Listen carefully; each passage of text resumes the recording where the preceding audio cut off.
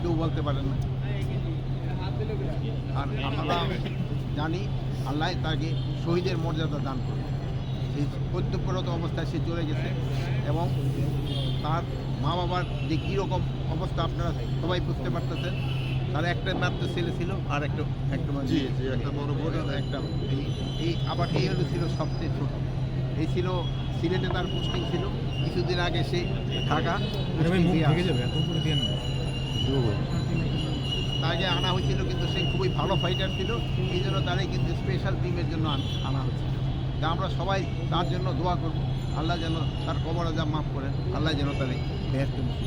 Sir একটা প্রশ্ন উঠতেছে স্যার, যে যখন বলবো যে এটা ব্যর্থতে, যেহেতু ট্রাক ওখানে চলাচল করাটাও উচিত ছিল না, বাট আমরা ট্রাক চালককে ধরে ফেলছি এবং তারা আমরা আইনের আওতায় অবশ্যই নিয়ে আসবো। আরেকটা জিনিস হলো যে আগুনের নিবারণে কোনটা কতক্ষণ লাগে এটা তো আমরা এইভাবে বলতে পারবো না, আগুনের উপরে নির্ভর করে এবং এখন এই যে ফায়ার ফাইটারের যে গাড়িগুলি যাওয়া এগুলির উপরে অনেক সময় নির্ভর করে, পানির সরবরাহের উপরে নির্ভর করে, প্লাস অনেক সময় অনেক ধরনের থাকে, প্রতিবন্ধকতা থাকে, ওইগুলির উপর নির্ভর করে।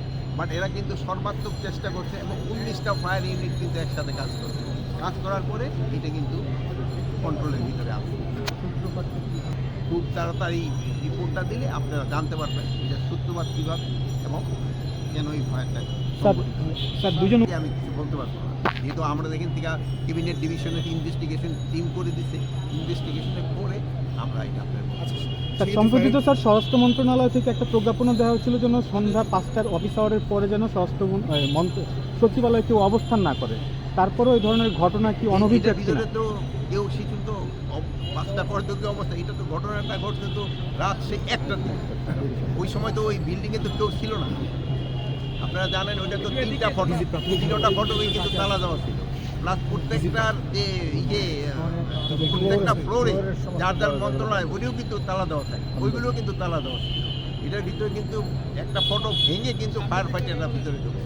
স্যার আপনারা যদি আপনি বলে দেখেন ওইটা প্রমাণিত হন, এই জন্য আমার তরফ থেকে প্রমাণিত হওয়ার পরেও আমার মনে হয় বলাটা ভালো।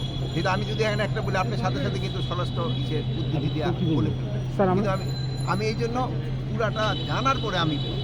আর প্লাস এখানে ধরেন এক্সপার্ট ওপিনিয়নও দরকার হবে, এখানে কিন্তু আমরা এক্সপার্টও রাখি, এখানে এক্সপার্ট ওপিনিয়নও দরকার হবে। আমরা তো ইন জেনারেল আমরা ই চোখে দেখতেছি, কিন্তু এক্সপার্ট ওপিনিয়নও দরকার হবে। অ্যাকচুয়াল কীভাবে ঘটলো এটা আমরা অবশ্যই আপনাদের জানাবো। তাহলে কি স্যার আমরা এটা বলে নিব, এটা বলতে পারবো যে স্যার আমরা গণমাধ্যম কর্মীরা এখন পর্যন্ত কোনো সূত্রপাত সম্পর্কে কোনো কিছু জানতে পারিনি। আপনার গণমাধ্যম না পেলে আমরাও জানতে পারি, বলবেন যে আমিও তো জানতে পারিনি। আপনারা যদি জানেন তা আমরা বলতে পারেন, বাট আমি তো জানতে পারি নাই দেখি আপনারা বলতে পারেন। সিসি ক্যামেরাগুলো কি সচল ছিল কিনা, এগুলি সব কিছুই দেখা হচ্ছে, মানে সবকটা তো সচল ছিল না, যত হয়তো সচল পাওয়া যাবে। এরা তো কাজ আপনি ধরেন যে সেই সময় তো যেসব কাজ করে সেই সময় এইগুলি অত আগে হলো আগুনটা নিভানোর লোক, যেসব সিসি ক্যামেরাটা কাজ করে কি করে না ওইটার দিকে আর খেয়াল করা, এদিকে তো খেয়াল রাখে। স্যার ফায়ার ফাইটার নিহতের ঘটনায় আপনি ব্যর্থতার কথা স্বীকার করলেন, তো এই ব্যর্থতার মানে আমি বিচার বা এই বিষয় এই বিচার তো অবশ্যই হবে। আমার একটা কর্মী মারা গেল এটা আমার একটা ব্যর্থতা না, এটা কিন্তু আমি শোকাহত না। হয়তো এই যে ছেলেটা চলে গেল, সবচেয়ে বেশি তো ধরেন ওর মা বাবা, অনেকে অনেক সময় কিন্তু আস্তে আস্তে বলে, কিন্তু মা বাবা কিন্তু সহজে বলতে পারবে না, তার সন্তান কিন্তু সে বলতে পারবে।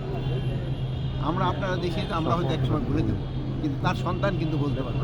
অনেকে বক্তৃতা দিয়ে অনেক কথা বলতে পারবে, কিন্তু কিছুক্ষণ পরে কিন্তু তারা ভুলে দেবে, কিন্তু মা বাবা কিন্তু বলতে পারবে। এবং এই তার মা বাবা যেন ভালোভাবেই থাকতে পারে, ওইটার জন্য আমাদের যত দেখা দরকার আমরা অবশ্যই দেখব।